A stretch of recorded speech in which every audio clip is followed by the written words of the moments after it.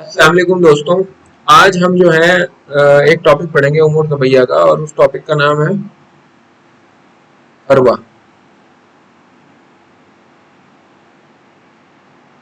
ठीक है, अरवा हम पढ़ेंगे।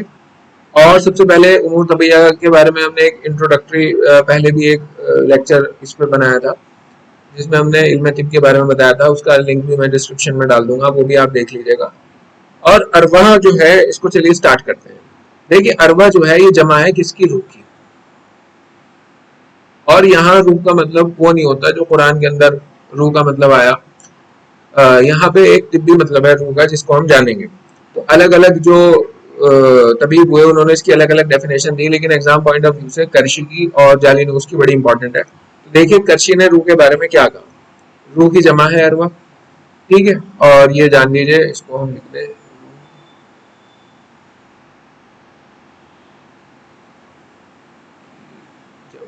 रूह की जमा जो है वो अरवा है। ठीक है, तो करशी ने क्या कहा, सबसे पहले ये देख लीजिए। अरवा जो है वो लतीफ व बुखारी जिस्म है।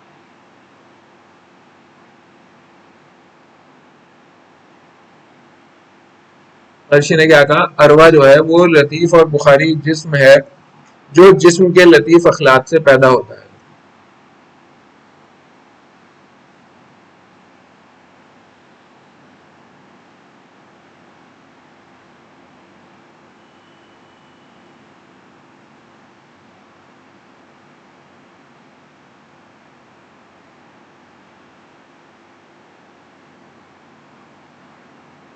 अरवा क्या है? ये वो लतीफ़, लतीफ़ का मतलब पता क्या है? लतीफ़ का मतलब है हल्का। लतीफ़ का जो अपोजिट आता है वो आता है कसीफ़। मैं यहाँ लिख रहा हूँ, देख लीजिएगा। कसीफ़ का मतलब भारी, गाढ़ा। ठीक है, कसीफ का मतलब गाढ़ा और लतीफ का मतलब हल्का, और बुखारी का मतलब बुखार, मतलब वेपर्स। ठीक है, तो करशी ने कहा कि अरवा जो है वो लतीफ वो बुखारी जिस्म है, जो जिस्म के लतीफ अखलाक से पैदा होता है। मतलब अखलाक हमने पढ़े थे, चार तरह के अखलाक हैं, जो फिर अखलाक में भी जो लतीफ अखलाक हैं, जो हल्के अखलाक हैं, उनसे ये पैदा होता है बुखारात। लतीफ और बुखारी जिस्म है जो जिस्म के लतीफ अखलाक। देखिए, लतीफ लफ्ज याद रखना, अगर आपको उर्दू में अरवा लिखना है तो ये बहुत जरूरी है। बड़ा आसान सी डेफिनेशन है कि वो लतीफ व बुखारी जिस्म है। लतीफ का मतलब हल्का, बुखारी का मतलब वेपर। आप जानते हैं अरवा जो है वो रूह है, हवा है, वेपर की फॉर्म में ही होगा। तो वो लतीफ मतलब हल्का और वेपर शुदा जिस्म है, जो जिस्म के लतीफ अखलाक से पैदा होता है। कैसे पैदा होता है? जिस्म के लतीफ अखलाक से। लतीफ का मतलब हल्के अखलाक से पैदा होता है, जिस तरह कसीफ अखलाक से आजा पैदा होते हैं। जो गाढ़े अखलाक हैं उनसे क्या पैदा होता है?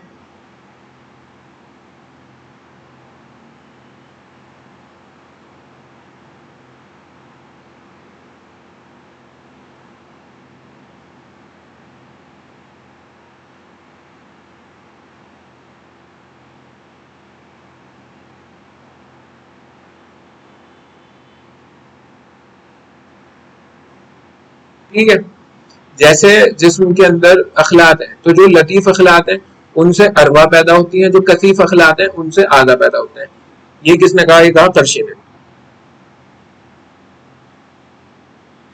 ठीक है, याद रखिएगा, आजा जो लतीफ है, जो हल्के अखलात हैं, उनसे जो है अरवा पैदा होते हैं, और जो गाढ़े अखलात हैं उनसे आजा पैदा होते हैं। कसीफ अखलात से आजा पैदा होते हैं, और लतीफ अखलात से अरवा पैदा होते हैं। ये कहा करशी ने।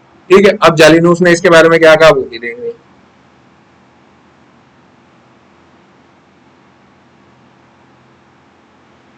अब इन्हें अरवा क्यों कहते हैं, ये जानना भी बहुत जरूरी है। ये भी करशी नहीं कहा।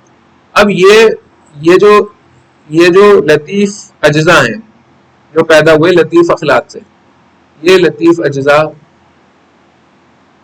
चूंकि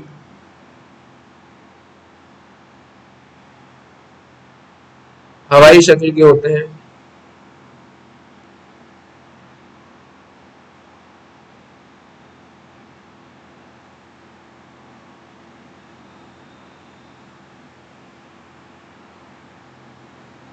इसलिए अरवा कहलाते हैं।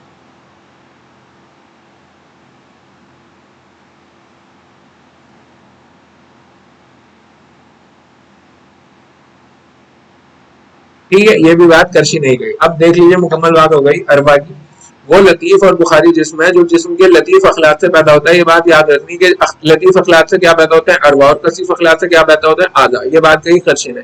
तो वो लतीफ और बुखारी जिस्म है जो जिस्म के लतीफ अखलाक से पैदा होता है, जिस तरह कसीफ अखलाक से आजा पैदा होते हैं। ठीक है, अब ये जो लतीफ अज्जा है, ये चूंकि हवाई शक्ल के होते हैं, ये जो लतीफ अखलाक से लतीफ अज्जा बन रहे, ये क्योंकि हवाई शक्ल के होते हैं, इसलिए नहरवा कहा जाता है। समझ रहे हैं नहीं भाई? समझ आने के लिए मैं दोबारा लिख दूं यहाँ पे। ये देखो, हिंदी में मैं लिख रहा ताकि आसानी से लोग समझ लो। ठीक है, ये लतीफ अखलाक है। ठीक है, लतीफ अखलाक से क्या बने,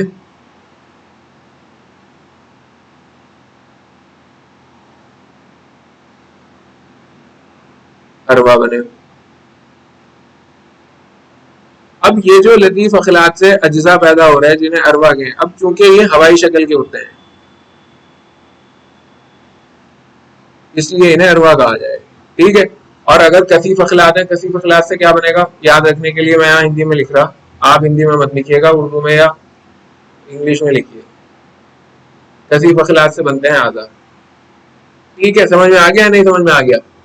वो लतीफ व बुखारी जिस्म है जो जिस्म के लतीफ अखलाक से पैदा होता है, जिस तरह कसीफ अखलाक से आजा पैदा होते हैं। ये लतीफ अजला चूंकि हवाई शक्ल के होते हैं, इसलिए अरवा कहलाते हैं। यहाँ तक क्लियर हुआ? अब जालिनूस ने क्या कहा वो देख लीजिए। जालिनूस ने कहा है,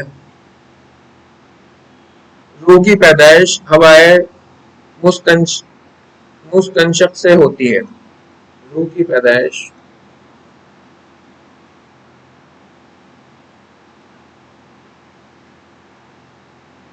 हवाए मुस्तंशक मुस्तंशक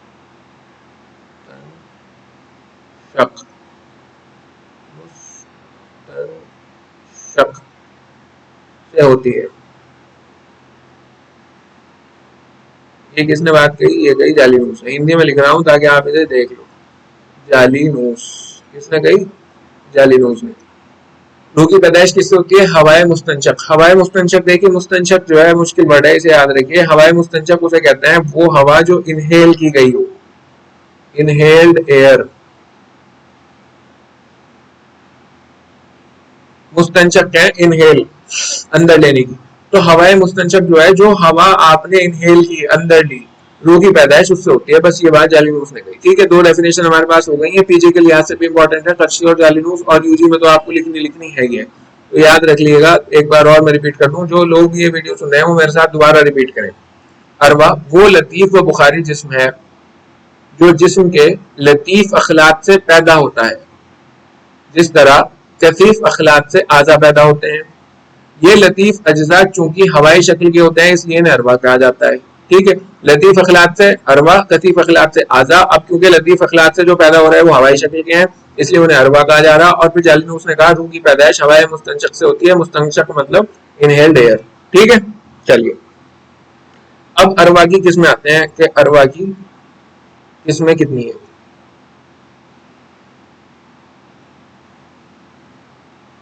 अरवा की किस्में कितनी है? तो इसकी तीन किस्में हैं, याद रखिएगा।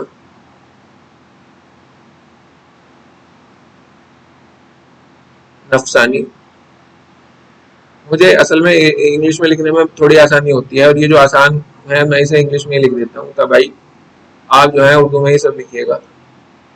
और हैवानी। ठीक है, अब रूह नफसानी क्या होती है? ये जो है रूह नफसानी, से आप ऐसे भी लिख सकते हैं, रूह नफसानी, रूह तबाई और रूह हैवानी। अब इसका जो मरकज है उसका क्या है? ब्रेन, मरकज।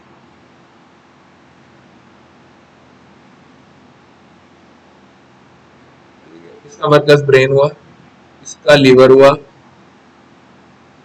इसे आप कबीर भी कह सकते हैं और इसे जिगर भी कह सकते हैं। और इसका क्या हुआ? कल्ब यानी हार्ट। ठीक है, ब्रेन यानी दिमाग। ठीक है। अब ये जो है आज़ाए नफसानी में पाई जाती है। कहाँ पाई जाती है? रूह नफसानी, आज़ाए नफसानी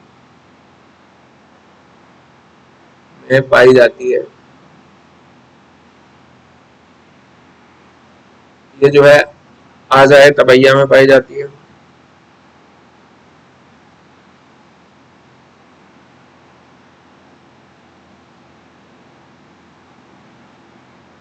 ये तबई में पाई जाती है।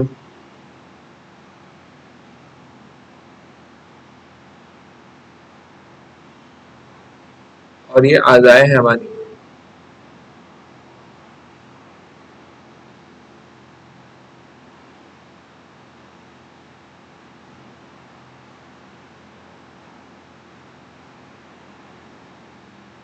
ठीक है।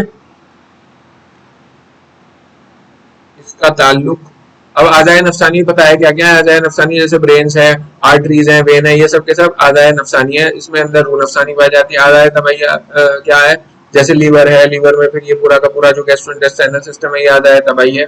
इसके अंदर रूह तबई पाई जाती है। और रूह हैवानी जो है हार्ट में पाई जाती है, जो पूरा कार्डियोवास्कुलर सिस्टम है उसके अंदर रूह हैवानी पाई जाती है। ठीक है। अब इसमें जो है इसका ताल्लुक अफ़ाले, मैं ये लिखने के लिए बता रहा, इसका ताल्लुक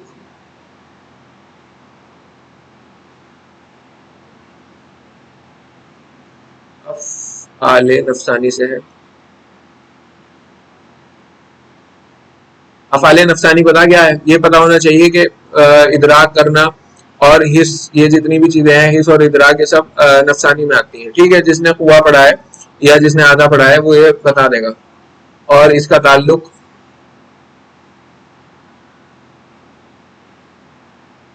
अफ़ाले तबई से है।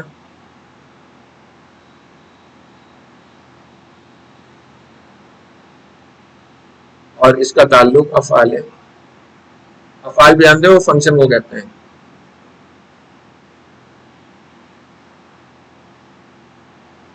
हैवानी से है।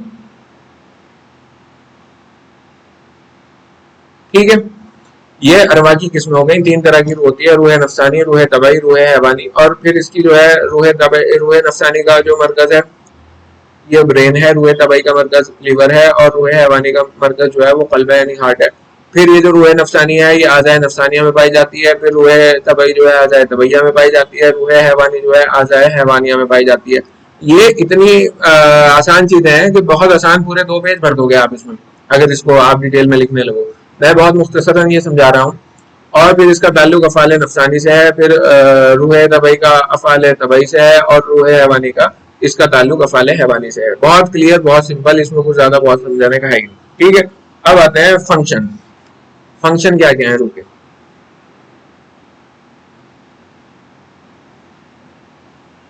फंक्शंस ऑफ रूह।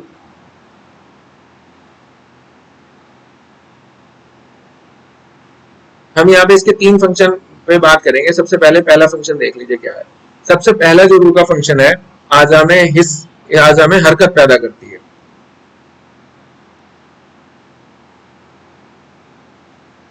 आज़ा में हरकत पैदा करती है।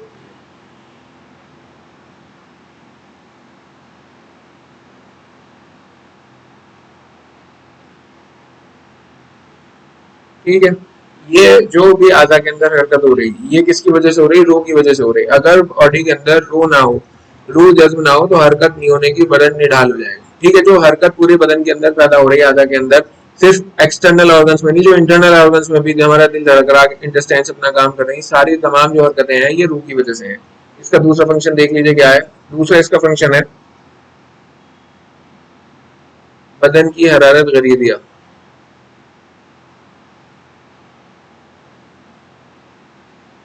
हरारत गरीजिया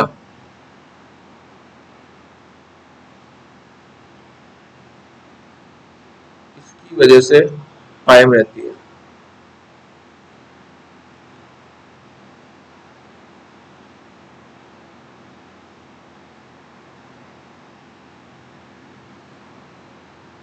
अब देखिए हरारत गरीजिया क्या है। हरारत गरीजिया जो है ना, ये physiological warmth of the body है। अगर किसी को बुखार आ गया तो हरारत तो उसमें भी बढ़ जाएगी, लेकिन उसे हरारत गरीजिया नहीं कहेंगे, उसे हरारत गरीबा कहेंगे। तो हरारत गरीजिया वो हरारत है जो कि हर वक्त है, जिसकी वजह से इंसान जिंदा है। अगर कोई मर गया उसकी बॉडी को आप छुएंगे तो वो बिल्कुल बर्फ की तरह ठंडा होगा, लेकिन इंसान जो जिंदा है उसके अंदर एक हरारत नेचुरल पाई जाती है, फिजियोलॉजिकल एक वार्मथ पाई जाती है, फिजियोलॉजिकली उसका टेम्परेचर जो है वो 98.4 डिग्री फ़ारेनहाइट है। तो ये जो टेम्परेचर मेंटेन करती है, ये जो हरारत है, इसे जो हरारत गरीजिया मतलब फिजियोलॉजिकल वार्मथ है, ये भी रूह की वजह से है। रूह बॉडी को गर्म रखती है। ठीक है, अब तीसरा फंक्शन इसका हम देखते हैं क्या है।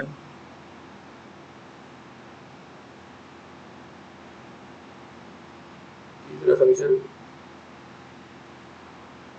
रूह से आज़ा में जिंदगी व हयात कायम रहती है। रूह से आज़ा में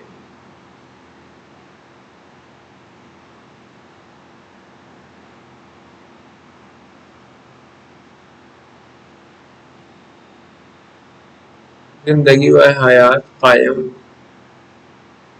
रहती है। ठीक है, रूह से आज़ा में जिंदगी व हयात कायम रहती है। हमने पहला पढ़ा था कि आज़ा में हरकत पैदा करेगी और गर्मी पैदा करेगी, और जब गर्मी पैदा करेगी तो जाहिर है आज़ा तभी जिंदा रहेंगे, वरना मुर्दा हो जाएंगे। और तमाम आज़ा में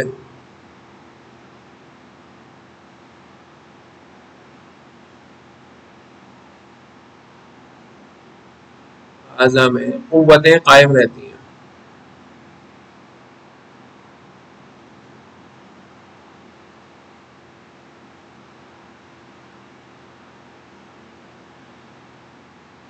ठीक है,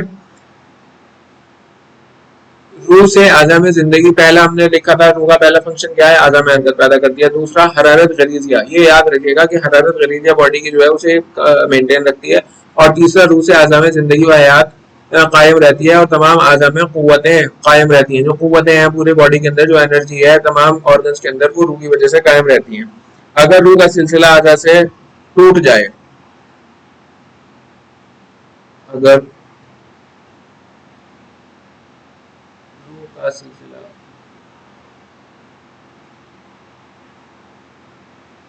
आज़ा से खत्म हो जाए, टूट जाए या मुनक़ते हो जाए,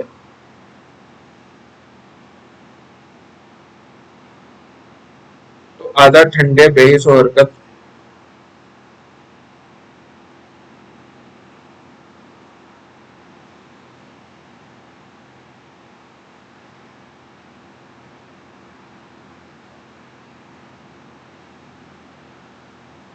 बेहिस और हरकत, और आखिर में मुर्दा हो जाएंगे।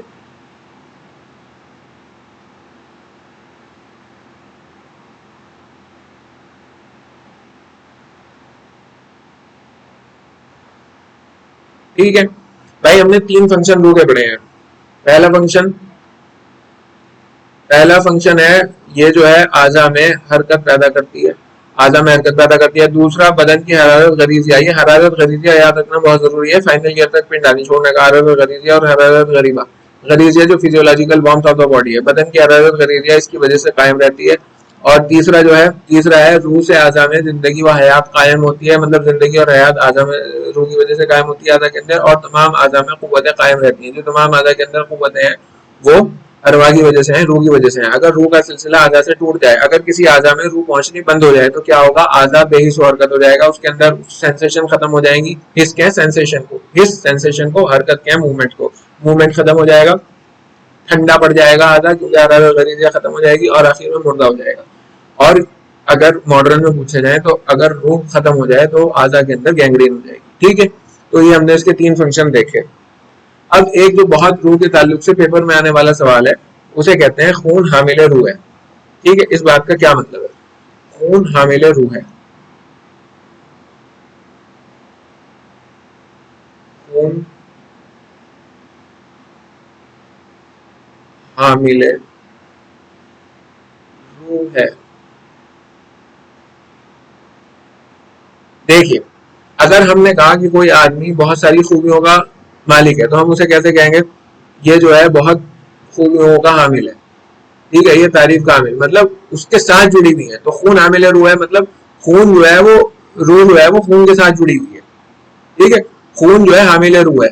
हम कहेंगे ये आदमी इस चीज का हामिल है कि इसकी तारीफ की जाए, मतलब तारीफें उसके साथ जुड़ी हुई है। इसी तरह रूह जो है वो खून के साथ जुड़ी हुई है। हामिल का मतलब समझ रहे हैं ना, जैसे हमने कहा ये बहुत खूबियों का हामिल है, मतलब बहुत सारी खूबियां उस इंसान के साथ जुड़ी हुई है। खून हामिल रूह है, रूह जो है वो खून के साथ जुड़ी हुई है। ठीक है, अब ये सवाल आ जाए खून हामिल रूह है, इसमें शॉर्ट नोट लिखें। जब मैं फर्स्ट ईयर में था तो मेरे यहाँ आया था 5 नंबर में, तो इसे कैसे लिखना है, कैसे समझना है, इसे बहुत अच्छे से समझ लीजिए। सबसे पहले क्या है ना, जब बैरूनी हवा फेफड़ों में पहुंचती है तो हवा के जो मखसूस अज्जा हैं जिसे नसीम कहते हैं, इसे लिख दें। मैं इसे जो है ना रोमन में लिख रहा, आपको पढ़ने में भी आसानी होगी और उसके बाद जो है वैसे भी सही रहेगा। बैरूनी हवा, बाकी ये सब शरह इसबाब में है, ही है उसमें उसूल तिब में है, ही है, आप उसमें से देख लीजिएगा। बैरूनी हवा, बैरूनी कहते हैं बाहर की, बाहर की जो एटमोसफेयर में मौजूद है। बैरूनी हवा फेफड़ों में पहुंचती है, लंग्स लिख दिया, लंग्स में पहुंचती है तो हवा के मखसूस अज्जा, यानी जो बैरूनी हवा है, बाहरी हवा है, उसके कुछ मखसूस अज्जा हैं। हवा के मखसूस,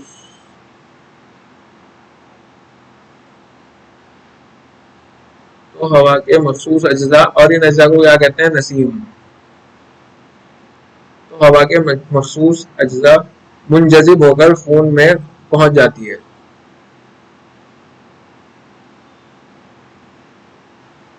मुंजज़िब क्या है, जज्ब होकर, एब्जॉर्ब।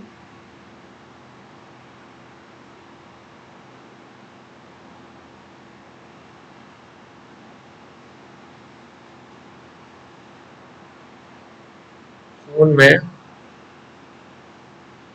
पहुंच जाती है। देखिए, बैरूनी हवा लंग्स में जब पहुंचती है तो हवा का जो मखसूस अज्जा है जिसे नसीम क्या है, बस अब बात नसीम की होनी है। जो बैरूनी हवा है उसके अंदर जो एक मखसूस अज्जा है, जो एक खास अज्जा है, जो एक इंपॉर्टेंट चीज है, उसे नसीम क्या है, तो वो मुंजज़िब एब्जॉर्ब होकर, जब वो अंदर हमने हवा ली तो नसीम जो है वो एब्जॉर्ब होकर कहाँ पहुंच जाती है, वो खून में पहुंच जाती है। और अब ये खून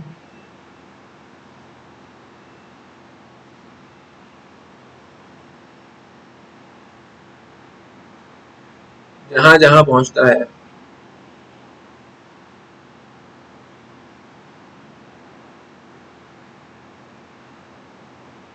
नसीम भी वहां वहां पहुंचती है।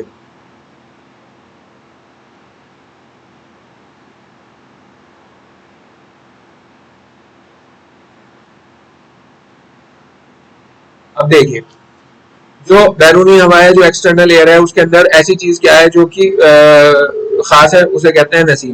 तो जब हम बैरूनी हवा लंग्स में पहुंचती है, जब हमने बाहर से एक हवा खींची और वो लंग्स में गई, तो जो नसीम है उसके जो खास है वो मुंजज़िब, मुंजज़िब क्या, जज्ब से बन रहा है।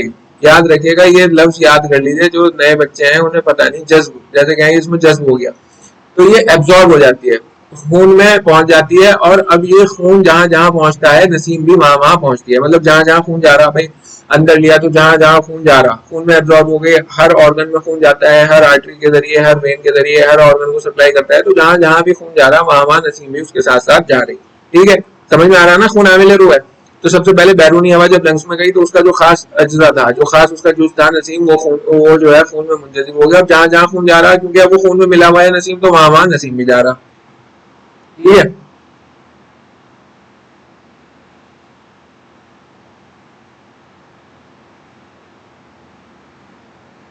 यूं तो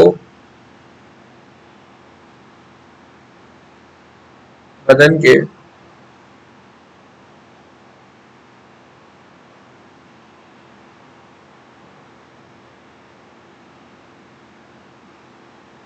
सारे रतुबात में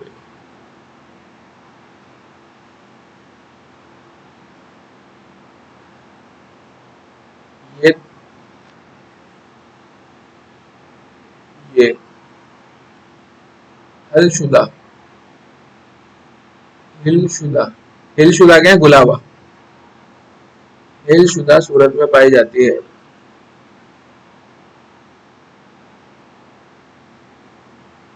क्या चीज, किस चीज की बात चल रही, नसीम की।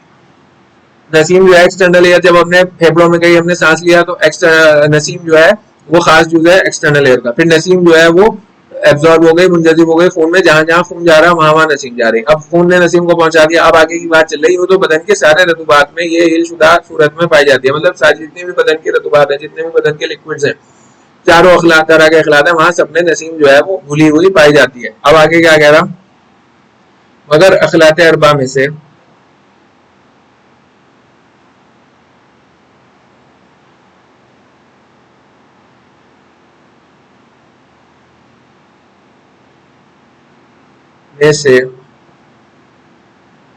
उम्रा उद्दम,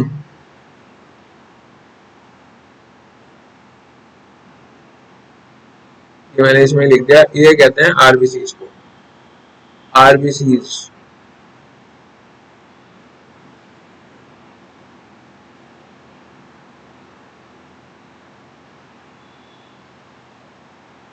में अज्जाए नसीम जज्ब करने की सलाहियत,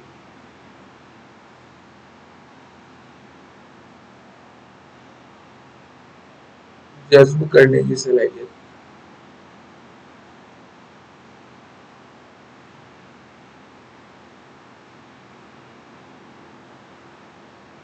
बहुत ज्यादा है,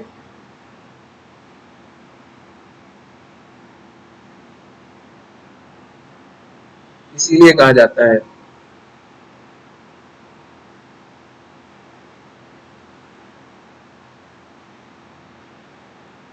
कि खून हामिले रूह है। अब इसे दोबारा समझ लीजिए भाई, ये सवाल आने की बहुत ज्यादा संभावना है, और इसे सब समझना ऐसे है। देखिए, सबसे पहले जो हमने बैरूनी हवा ली, ठीक है, बैरूनी हवा का एक खास जुज है जिसे हम नसीम कहते हैं। तो जब वो फेफड़ों में गई, जब लंग्स में गई बैरूनी हवा, तो नसीम जो है वो खून में मुंजजिब हो जाए, मतलब एब्जॉर्ब हो जाए खून के अंदर। अब जहां जहां खून जा रहा है वहां वहां क्या क्या जा रहा है, नसीम भी जा रहा है। तो ये बात पूरी हो गई। अगर इतने भी लिख दिए, 5 नंबर का सवाल है, 3 साढ़े 3 नंबर तो मिल गए, लेकिन फिर हम इसे फर्दर ऐड करेंगे। अब खून से मुराद यहाँ इनकी क्या है ना, खून से मुराद ये है, यहाँ खून से मुराद इनकी खिल्त दम नहीं है, बल्कि वो चारों खिल्तों का मजमुआ बता रहा। फिर इसने आगे एक्सप्लेन ये किया, अब यूं तो बदन के तमाम रतुबात, मतलब जितनी भी रतुबात है, जो अखलात अरबा है वो भी, और उसके अलावा जो और रतुबात है वो भी, उनमें जो है नसीम मखसूस मात्रा में पाई जाए, तयशुदा मात्रा में, हिलशुदा मात्रा में अपने अपने पाई जाए, लेकिन नसीम को जो जज्ब करने की सबसे ज्यादा सलाहियत है, मतलब जो सबसे ज्यादा जज्ब करता है वो कौन करता है, वो करता है हुमरतुद्दम यानी आरबीसी, जो कि खिलते दम में पाए जाए। तो इसीलिए कहा जाए, अब सबसे ज्यादा एब्जॉर्बेशन कर ली तो सबसे ज्यादा रूह कहाँ हुई, आरबीसी में हुई, तो कहा गया कि खून जो है वो हामिल रूह है, क्योंकि रूह जो है वो सबसे ज्यादा खून में ही है, रूह जो है वो सबसे ज्यादा आरबीसी में ही है, और यही बात कह दी गई। ठीक है, थोड़ा कंफ्यूजन है, एक बार मैं और रिपीट कर दूं लास्ट बार, फिर भी अगर प्रॉब्लम है तो कमेंट में बताइएगा। देखिए, बैरूनी हवा ने खींची और बैरूनी हवा लंग में गई, फिर बैरूनी हवा जब लंग में गई तो बैरूनी हवा का एक खास जुज है जिसे नसीम कहते हैं। नसीम जो है मुंजजिब हो जाए, मतलब जज्ब होकर ब्लड में चला जाए, जहां जहां ब्लड जा रहा है, जहां जहां खून जा रहा है, वहां वहां नसीम भी जा रहा, यानी रूह। ठीक है, अब दूसरी बात यह है कि जो नसीम है, जितने भी बॉडी की रतुबात है, अखलात अरबा और उसके अलावा जितनी भी रतुबात है, वो हिलशुदा स्टेट में, हिलशुदा सूरत में सब में पाया जाए, लेकिन अखलात अरबा में जो हुमरतुद्दम है, जो खून के अंदर पाए जाते हैं, जो दम के अंदर पाए जाते हैं, जो हुमरतुद्दम है, जो आरबीसी है, उसमें नसीम को जज्ब करने की जो सलाहियत है वो सबसे ज्यादा है। तो यानी सबसे ज्यादा नसीम कहाँ जज्ब होगी, आरबीसी में। आरबीसी क्या है, खून का हिस्सा है, और जहां जहां खून जाएगा वहां वहां आरबीसी नसीम जाएगी। इसी के लिए कहा गया कि खून जो है वो हामिले रूह है। उम्मीद है कि आप समझ गए होंगे। ठीक है, चलिए आगे बढ़ते हैं। अब आगे आया मराकिज व मसालिक रूफ, मराकिज व मसालिक रूफ। मसालिक कहते हैं रास्तों को, मराकिज कहते हैं हेडक्वार्टर्स। ठीक है, मतलब रूह के जो हेडक्वार्टर्स हैं वो क्या है, और रास्ते जो हैं वो क्या है, इस हेडिंग में हम ये सब पढ़ेंगे। तो चलिए शुरू करते हैं। रूह जो है वो हर आज़ा के हर हिस्से में कमोबेश मौजूद होती है, इसलिए कि बगैर रूह के किसी आज़ा का कोई हिस्सा जिंदा नहीं रह सकता। हम ये बात पढ़ चुके, ये रूह का फंक्शन भी है। 3 फंक्शन हमने रूह के पढ़े थे, दोबारा से रिपीट कर दूं। आज़ा में हरकत पैदा करती है, हरारत गरीजिया को मेंटेन रखती है, बना के रखती है। तीसरा ये कि आज़ा में हरकत पैदा करती है और हयात उन्हें बख्शती है। हयात और जिंदगी पैदा करती है। अगर ये ना हो तो आधा जो है बेहिस होकर ठंडे पड़ के मुर्दा हो जाएंगे। ठीक है, तो यही बात कह रहा, रूह हर आजा में हर हिस्से में कमोबेश मौजूद होती है, मतलब कोई सा भी अजू है उसके हर हिस्से में कम या ज्यादा वो मौजूद होती है। इसलिए कि बगैर रूह के किसी अदा का कोई हिस्सा जिंदा नहीं रह सकता, पर रूह की मिकदार मुख्तलिफ मकामात पर मुख्तलिफ होती है। जस्ट हमने यही बात की, फिर भी मैं इसके लिख दूं,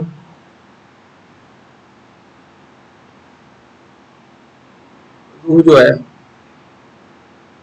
हर आजा के हर हिस्से में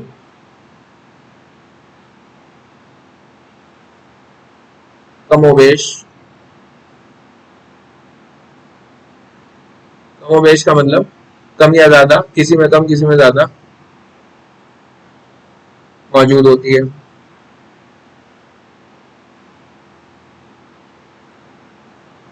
ठीक है, क्योंकि बगैर रूह के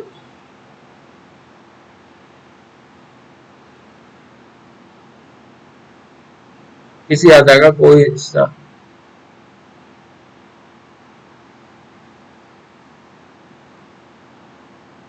कोई भी हिस्सा जिंदा नहीं रह सकता।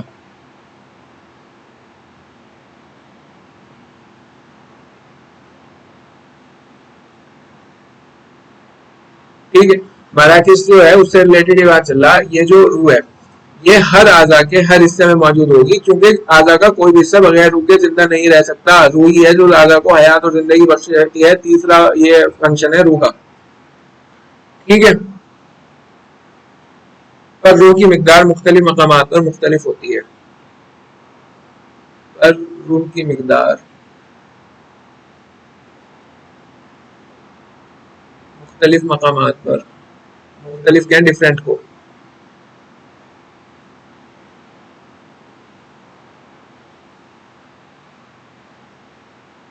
मुख्तलिफ होती है।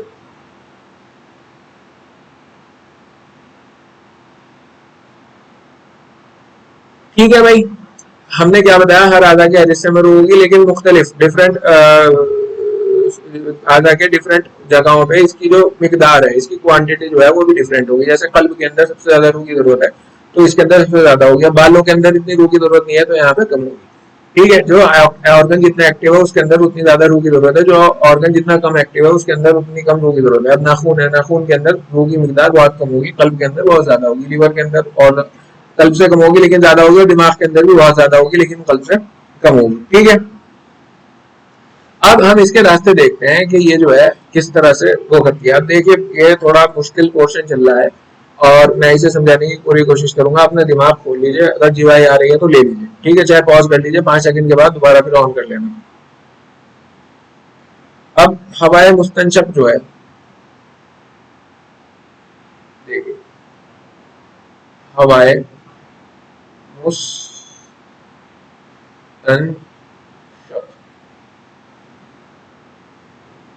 हवाए मुस्तनशक जो है वो हवा, इसके ब्रैकेट में मैं लिख रहा, वो हवा जिसमें नसीम होती है।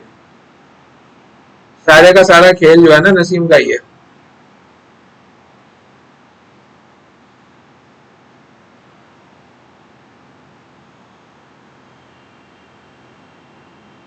ठीक है, यानी इनहेल्ड एयर।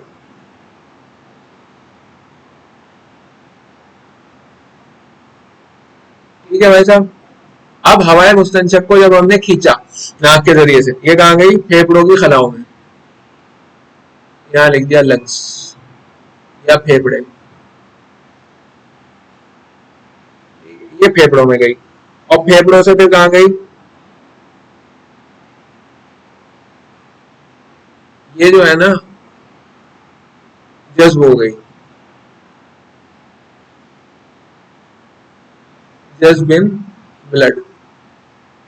ठीक है भाई, हमने हवाए मुस्तनशक खींची, वो फेफड़ों में गई, फेफड़ों से जब नसीम जो है वो ब्लड के अंदर जज्ब हो गई, और जज्ब होने के बाद फेफड़ों के, ये याद रखिएगा, अरूक शारिया एल्वियोलाई,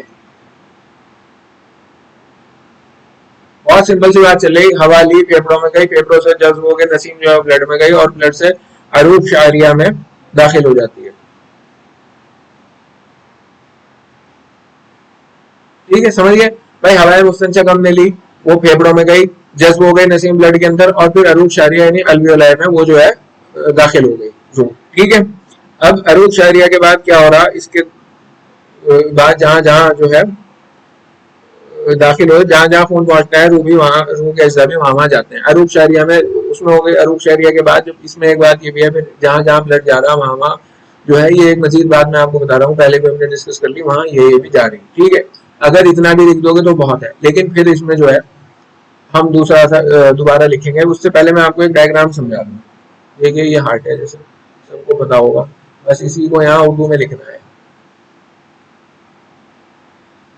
ये क्या है, left atrium, left ventricle, right atrium, right ventricle, left ventricle से जो है ये देख लीजिए, ये एओर्टा, ये बॉडी हो गई,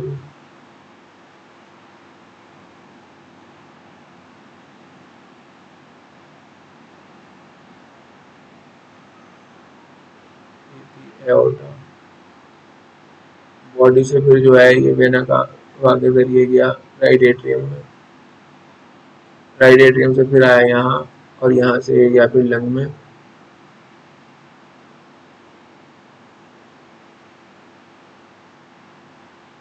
और लंग से फिर ये जो है लेफ्ट एट्रियम में, लेफ्ट एट्रियम से लेफ्ट वेंट्रिकल में और फिर यहाँ से एओर्टा के जरिए फिर से बॉडी में। ये सबको पता होगा, सब बच्चों ने पढ़ रखा, बड़ा आसान है। अब बस हमें यही डायग्राम उर्दू में लिखना है। ठीक है, लेफ्ट, इसे छोड़िए, हम बनाए एट्रियम को क्या कहते हैं, उज़ू। वेंट्रिकल को क्या कहते हैं,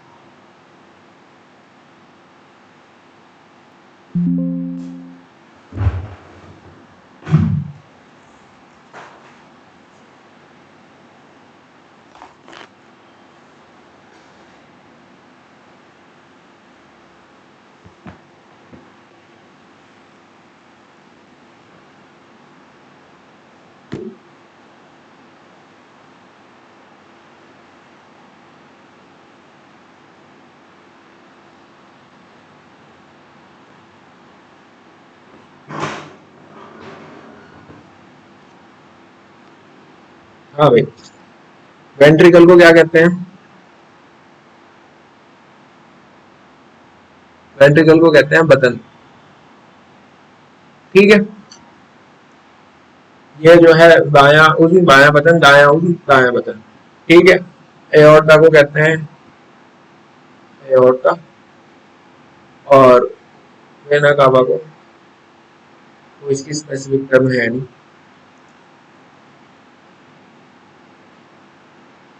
कावा को वेना कावा, इसे ऑर्गा भी गए हैं। ऑर्गा जो है बरीद की यानी वेन्स की जमा है। कैपिलरीज को क्या कहते हैं, याद रखिए, इसे कहते हैं अरूप शारिया। ठीक है, तो चलिए पीछे आते हैं। अब हमने क्या किया, हवाए मुस्तंशक जो है वो लंग में गई, लंग से जज्ब होकर ब्लड में गई, ब्लड से अरूप शारिया में गई, अरूप शारिया में यानी एल्वियोलाई में जो ये चली गई है, कैपिलरीज में ये चली गई लंग की अरूप शारिया ऑफ लंग। ठीक है, अब क्या हुआ, फेफड़ों की अरूप शारिया से, फिर इसका हम दोबारा करेंगे, फेफड़ों की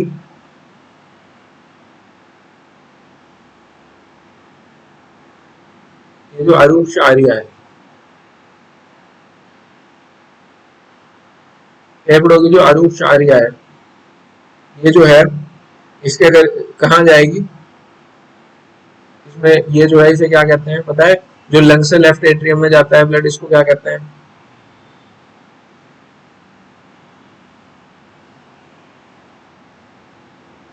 इसे कहते हैं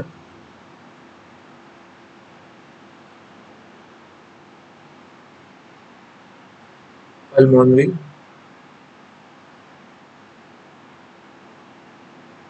क्या कहेंगे, वेन। और ये जो है पल्मोनरी आर्टरी।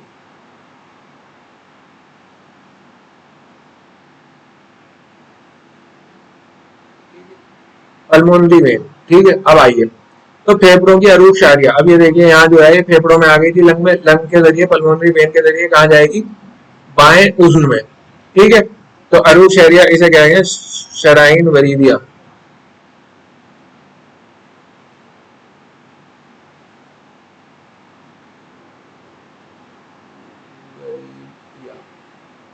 यानी फेफड़ों के बाद पल्मोनरी वेन में, यानी शराइन वरीदिया के जरिए फिर कहाँ जा रही है, फिर जा रही है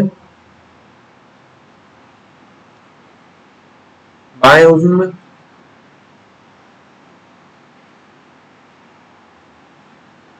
ठीक है। और बाएं उज्न से फिर बाएं बतन में,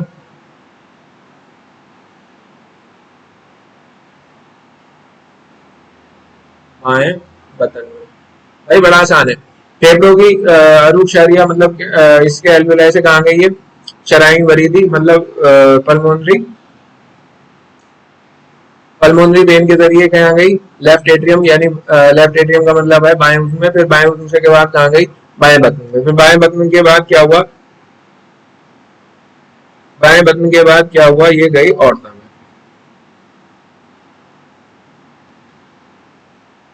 डायग्राम से समझ रहे हैं ना भाई। लंग से जो अरूप शारिया ऑफ द लंग है, मतलब एल्वियल ऑफ द लंग है, उनसे पल्मोनरी वेन के जरिए बाएं उज्न में, फिर बाएं बतन में, फिर ऑर्टा में, ठीक है। यहाँ तक समझ में आ गया। अब ऑर्टा की शाखा के जरिए, जो ऑर्टा आई है, ऑर्टा की शाखा के जरिए या शाखों के जरिए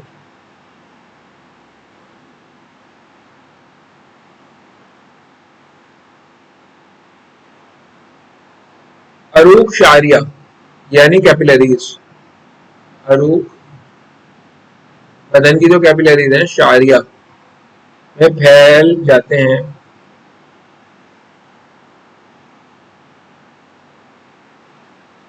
यानी अज्जाए नसीम फैल जाते हैं, या फैल जा, अगर खाली नसीम लिखना है तो फैल जाती है, अज्जाए नसीम तो फैल जाते हैं, फैल जाते हैं जो आज़ा की साख्तों में पाई जाती है।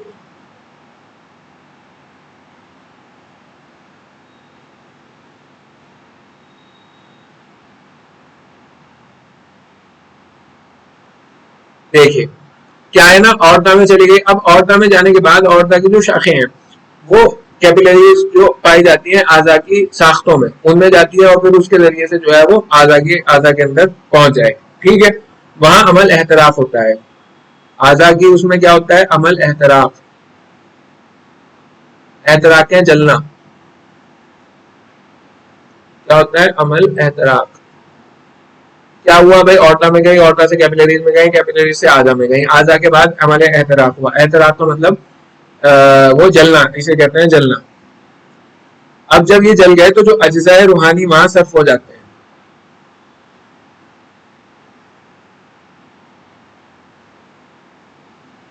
अज्जाए रूहानी सर्फ हो जाते हैं, यानी नसीम जो है उसके अज्जाए रूहानी सर्फ हो जाते हैं और अज्जाए दुखानिया पैदा हो जाते हैं।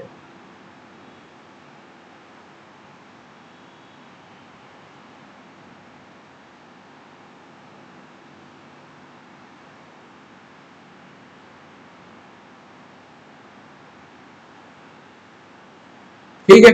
अज्जाए जो अज्जाए रूहानी है, मतलब नसीम जो है वो इस्तेमाल हो गई, जो आ रही थी रूहदार नसीम वो और उसके बदले क्या बना, अज्जाए दुखानिया, ये रेस्पिरेशन का प्रोसेस है, ठीक है। जैसे जैसे वो उसमें जाती रहेगी आजा के अंदर, तो अज्जाए रूहानी जो है वो सर्फ होते रहेंगे, सर्फ का मतलब इस्तेमाल होते रहेंगे, और अज्जाए दुखानिया जो है वो पैदा होते रहेंगे, ठीक है। अब अज्जाए दुखानिया का क्या होता है, अब ये जो अज्जाए दुखानिया है, अज्जाए दुखानिया जो अमल एतराक के बाद पैदा हुए, इनका क्या होगा, अज्जाए दुखानिया जो अमल एतराक के बाद पैदा हुए, ये अरूक शारिया में जज्ब होकर ये दोबारा से कैपिलरीज में जज्ब होंगे, अरूक आर्या में जज्ब होकर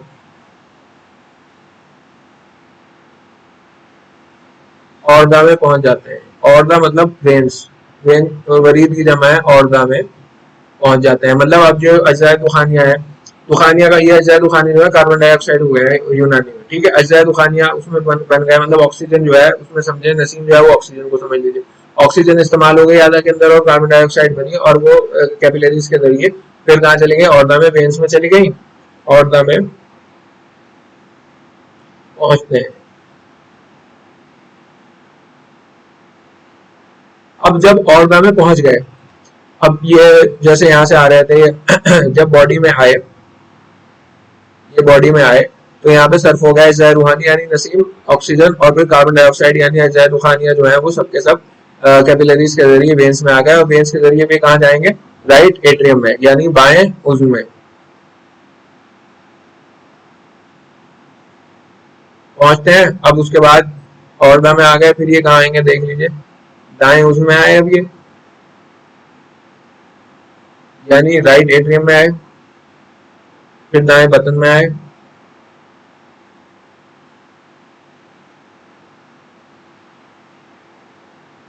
ठीक है, दाएं बतन में आए, फिर वरीद शरियानी के जरिए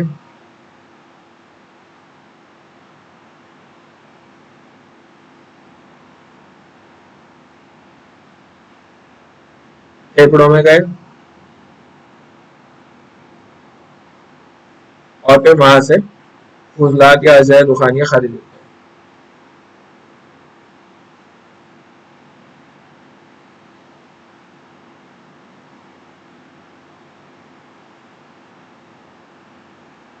हाँ दिख नहीं रहा होगा,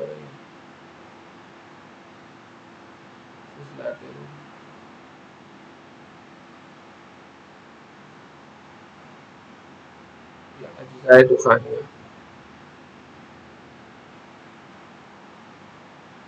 खारिज होते हैं। बस ये खत्म हुआ, ठीक है। समझ लीजिए क्या है, सबसे पहले जो है हमने सांस लिया, सांस लेने के बाद नसीम जो है वो गई कहाँ पे, लंग के अंदर, लंग के अंदर खून में जज्ब हुई, खून में जज्ब होने के बाद जो है आप यहाँ पे देख रहे हैं, खून में जज्ब होने के बाद फिर उसकी एल्वियोलाई में गई हूँ, एल्वियोलाई के बाद फिर इसके पल्मोनरी वेन के जरिए वो बाएं उज़्व में आई, फिर बाएं उज़्व से बाएं बतन में आई, फिर बाएं बतन से औरता के जरिए वो जो है औरता के इसमें एक रूप शारिया मतलब कैपिलरीज में जाएगी और कैपिलरीज के बाद बॉडी में आधा में जाके वो जो नसीम है या वो जो रूह है अज्जाए रूहानिया वो सर्फ होंगे, इस्तेमाल होंगे और अज्जाए दुखानिया यानी कार्बन डाइऑक्साइड जो है वो पैदा होंगी। अब जो कार्बन डाइऑक्साइड पैदा होगी वो अरूप शारिया के जरिए मतलब कैपिलरीज के जरिए दोबारा से और यानी वेन्स में जाएंगे, फिर वेन्स के बाद वो कहाँ जाएंगे, राइट एट्रियम में यानी दाएं उसमें, फिर दाएं उनसे दाएं बतन में, फिर पल्मोनरी आर्टरी की दोबारा लंग में और लंग से फिर वो जो कार्बन डाइऑक्साइड है वो नाक के जरिए से खारिज हो जाएगी। यही जो है मसालिक रूह है। उम्मीद है आपको समझ में आ गया होगा, मैंने बहुत अच्छे से समझाया है, ये कोशिश की, फिर भी जो कमी रह गई हो कमेंट करके बताइए, उसे भी दूर कर लिया जाएगा। Thank you.